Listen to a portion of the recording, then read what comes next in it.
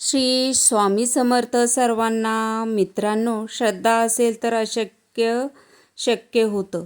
आज मी तुम्हाला अशी एक सत्यकथा सांगणार आहे की जिथे मृत्यू समोर उभा होता, पण एका भक्ताच्या हाकेला धावून आले श्री स्वामी समर्थ.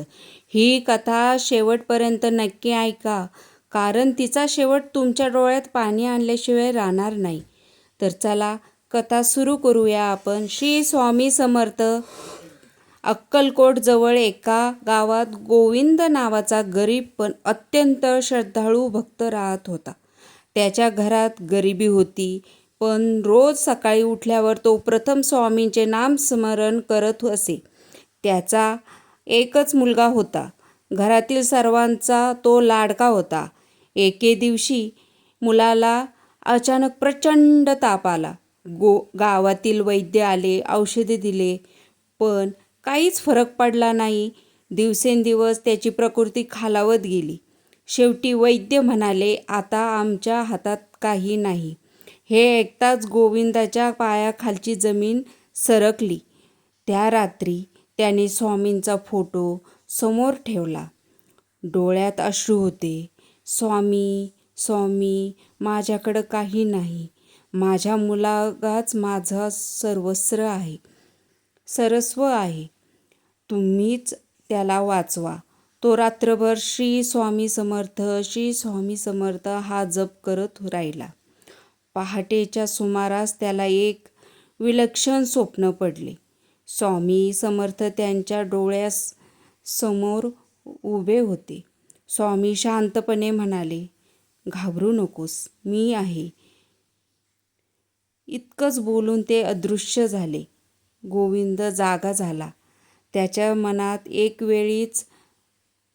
वेगळीच शांतता होती. तो धावत मुलाजवळ गेला आणि आश्चर्य, रात्रभर बेशुद्ध असलेला मुलगा हळूहळू डोळे उघडत होता.